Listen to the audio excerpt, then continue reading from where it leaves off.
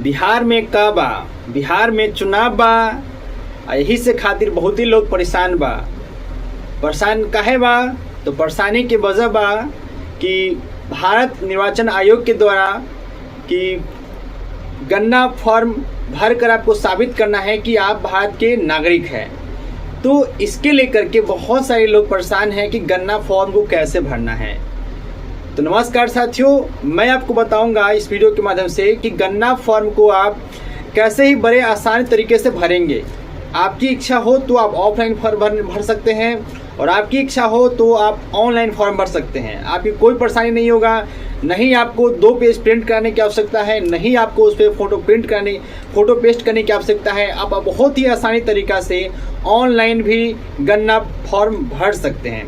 तो साथियों, वीडियो को लास्ट तक जरूर देखिएगा और चैनल पर पहली बार आए हैं तो चैनल को सब्सक्राइब करके नोटिफिकेशन बेल को ऑन कर लीजिए, क्योंकि इसी तरह का सटीक वीडियो मैं आपके लिए लेकर आता रहता हूं। तो चलिए दोस्तों, सबसे पहले आपको हम बताते हैं कि आप वेबसाइट विजिट कैसे करेंगे। तो दोस्तों, आप गूगल पे आ जाएंगे या क्रोम ब्राउजर पे चले जाइएगा और वहाँ पे आपको आने के बाद सर्च करना है voters.eci.gov.in। आप देख सकते हैं दोस्तों, तो इसे आपको सर्च कर लेना है। जैसे ही इसे आप सर्च करेंगे दोस्तों, तो आपके सामने फर्स्ट वेबसाइट आ जाएगा, वोटर्स लिखा हुआ आ जाएगा। तो दोस्तों, फर्स्ट वेबसाइट पे आपको विजिट करना है। जैसे ही फर्स्ट वेबसाइट पे आप विजिट कीजिएगा साथियों, तो आपके पास सबसे पहले एक पॉपअप खुल कर आ जाएगा, जो बहुत ही महत्वपूर्ण है साथियों। ये आपको समझने में काफ़ी हेल्प करेगा कि आप गन्ना फॉर्म को कैसे भरेंगे। तो आइए सबसे पहले देख लेते हैं कि इसमें क्या लिखा गया है। इस चीज़ को अच्छे से समझ लीजिए कि इसमें लिखा हुआ है बिहार में मतदाता सूची विशेष गहन पुनरीक्षण अभियान 2025 शुरू। सबसे पहले दोस्तों, जो महत्वपूर्ण जो तिथि दी गई है उसके बारे में हम जान लेते हैं, क्योंकि समय रहते आपको कर लेना ये काम बहुत ही महत्वपूर्ण है। तो देखिए दोस्तों, इसमें सबसे पहले लिखा गया है कि गन्ना प्रपत्र भरने की जो अवधि है वो ये जो अवधि है दोस्तों, ये 25 जून से 26 जुलाई तक है, यानी कि 26 जुलाई लास्ट डेट है। इससे पहले आपको ये काम कर लेना है, अदरवाइज जब छूट जाएंगे तो आपका जो नाम है वो वोटर लिस्ट से कट जाएगा। तो ये काम आपको दोस्तों 26 जुलाई से पहले कर लेना है। ये आपका डेडलाइन है, इसको ध्यान रखेंगे। दूसरा महत्वपूर्ण डेट दिया गया है कि मतदाता सूची यानी कि वोटर लिस्ट का जो ड्राफ्ट है प्रकाशन 1 अगस्त 2025 को इसमें पब्लिक कर दिया जाएगा, यानी कि अपना नाम आप देख सकते हैं यदि आप गन्ना फॉर्म को फिल करते रहेंगे तो। दूसरा है दावे और आपत्तियों की अवधि 1 अगस्त से लेकर 1 सितंबर 2025 तक दिया गया है, यानी कि जो भी डॉक्यूमेंट्स अपलोड किए गए हैं आपको लेकर के मतदाता सूची में, उसमें यदि आप कुछ सुधार करना चाहते हैं तो आप सुधार कर पाएंगे। लास्ट डेट है 1 सितंबर तक, उसके बाद आप सुधार नहीं कर पाएंगे। और अंतिम और यानी कि फाइनल जो मतदाता सूची है वो आपको 30 सितंबर 2025 को अपडेट कर दिया जाएगा, यानी कि वही वैलिड माना जाएगा जो 30 सितंबर 2025 को पब्लिश कर दिया जाएगा। तो साथियों, ये तो रहा महत्वपूर्ण डेट कि आपको इससे पहले जो है ये सारा काम कर लेना है।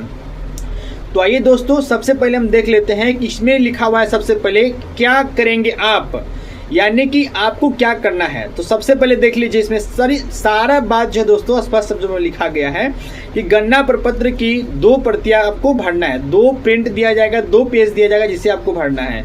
दोस्तों मैं फिर से बता दे रहा हूँ आपको, मैं आपको दोनों तरीका बताने वाला हूँ, ऑनलाइन भी और ऑफलाइन भी। तो सबसे पहले चीज़ को आप समझ लीजिए। तो गन्ना प्रपत्र की 2 प्रतियां को भरना है। जरूरी दस्तावेज को स्व सत्यापित करके संलग्न करेंगे, यानी कि यदि आप साइन करते हैं तो साइन कर देंगे, अदरवाइज अंगूठा लगाते हैं तो आप अंगूठा लगा देंगे, ठीक है। भरे हुए गन्ना पत्र को BLO को जमा करें एवं प्राप्ति रसीद ले लें।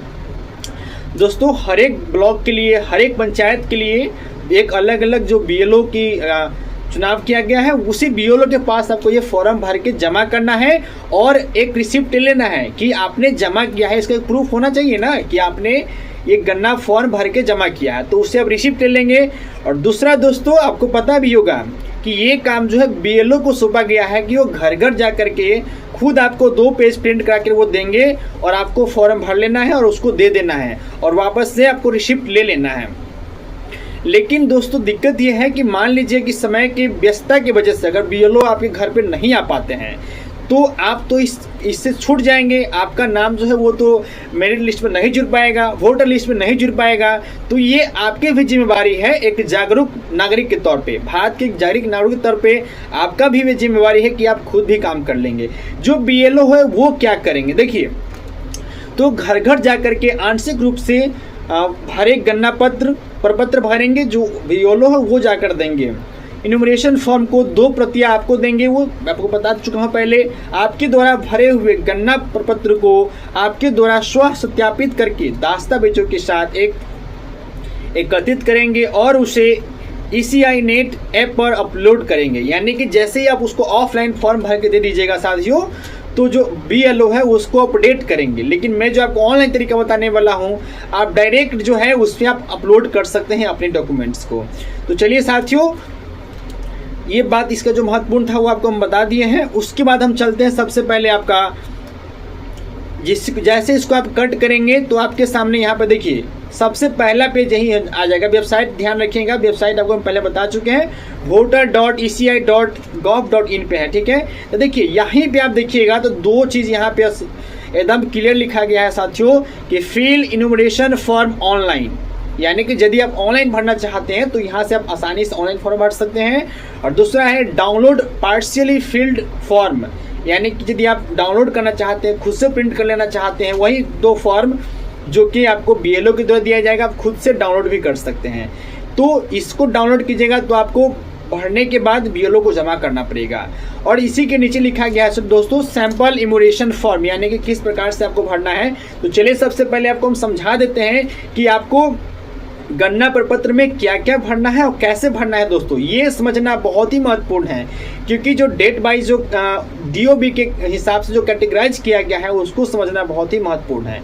तो साथियों मान के चलिए यदि आप सबसे पहले ऑफलाइन फॉर्म भरना चाहते हैं खुद से, तो डाउनलोड वाला पार्ट से वाली जैसे इस पर आप टच कीजिएगा दोस्तों, तो यहाँ पे देखिए, यहाँ पे इंटर EPI आपका जो EPIC नंबर है वो डालना है, उसके बाद इंटर मोबाइल नंबर डालना है और यहाँ पे कैप्चा कोड डाल करके आपको यहाँ पे रिक्वेस्ट OTP डाल देना है। जैसे यहाँ पे दोस्तों आप OTP डालिएगा तो आपका ये जो है आपके सामने एक जो 2 पेज वाला जो प्रिंट है वो आ जाएगा। तो वो जो पेज है साथियों कुछ इस प्रकार का आपको डाउनलोड हो जाएगा। तो चलिए आपको हम बताते हैं कि आप इसको किस प्रकार भरेंगे। दोस्तों ये चीज़ समझ लीजिए, सेम चीज़ जो आप जो ऑफलाइन में भरेंगे वो भी ऑनलाइन में अवेलेबल है।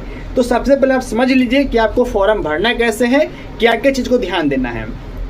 तो जैसे दोस्तों ये वाला पेज आपके सामने खुल जाएगा, OTP डालिएगा तो ये वाला आपको डाउनलोड हो जाएगा।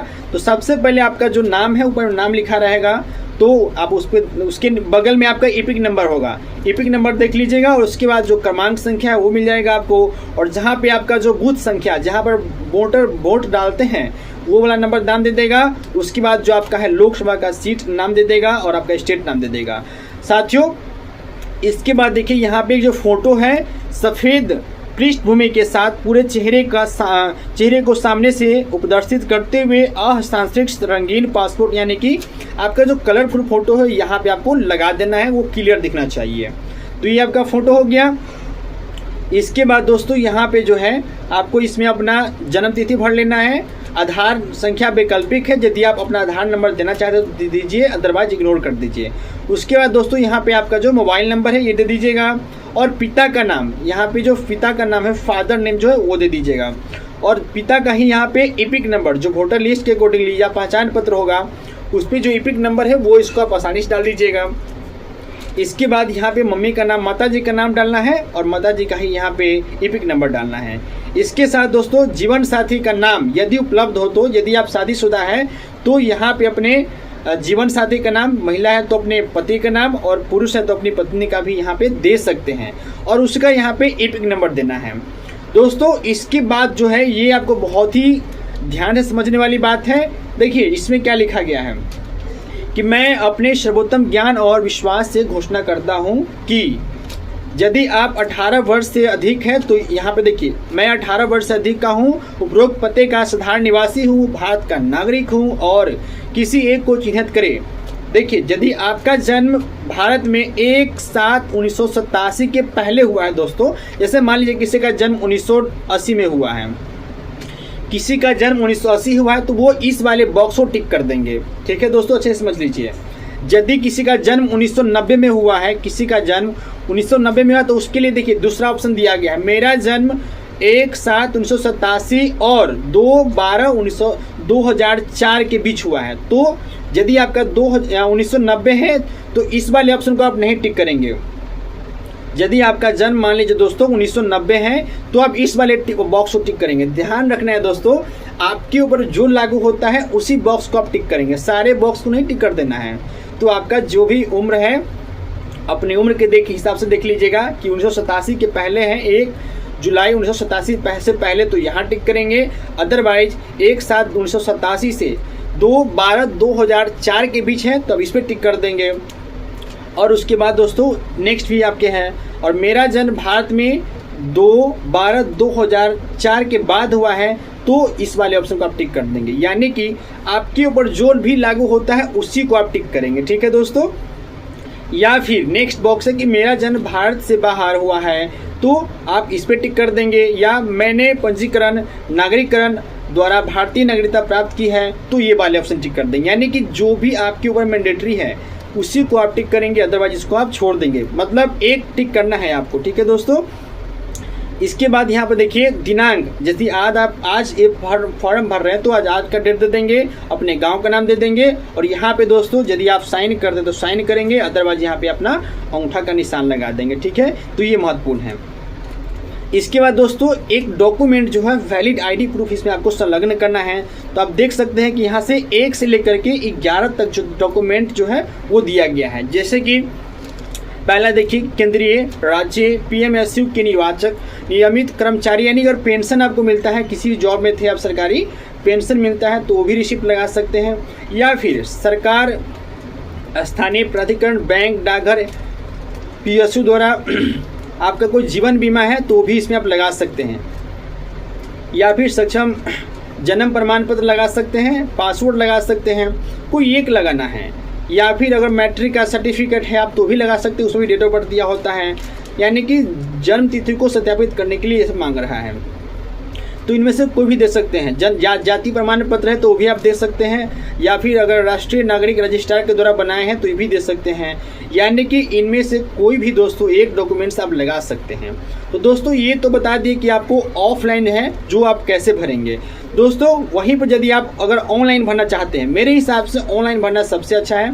तो आप वेबसाइट पे आ जाएंगे, और वेबसाइट पे आने के बाद दोस्तों जैसे ही यहाँ पे देखिए पहला ऑप्शन यहाँ पे है फिल इन्यूमरेशन फॉर्म ऑनलाइन, तो इस पर आपको आ जाना है और यहाँ पे अपना मोबाइल नंबर और ईपिक डाल के आपको आगे बढ़ना है।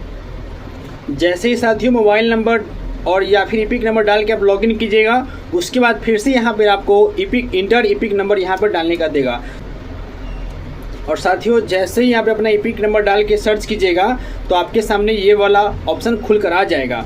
उसके बाद दोस्तों फिर से यहाँ पे मोबाइल नंबर डालने का ऑप्शन दे रहा है, तो दोस्तों यहाँ पे आप मोबाइल नंबर डाल के सेंड OTP क्लिक कीजिएगा। तो दोस्तों OTP डाल दीजिएगा और वेरीफाई OTP पर क्लिक कीजिएगा, तो आपके सामने ये वाला ऑप्शन खुल के आ जाएगा। देखिए, और आपको दोस्तों ऑफलाइन में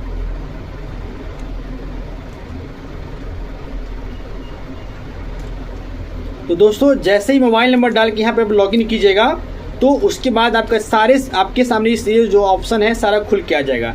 तो जो कुछ भी आपको हम तो दोस्तों जो कुछ भी आपको हम ऑफलाइन बताए हैं वो सारा चीज़ यहाँ पे ऑनलाइन ही है। आपको अगर इंग्लिश में प्रॉब्लम है तो आप यहाँ पे बगल में यहाँ पे बना हुआ है तो यहाँ पे हिंदी में चले आइएगा, आपके सामने जो है सारा पेज जो है वो हिंदी में आ जाएगा।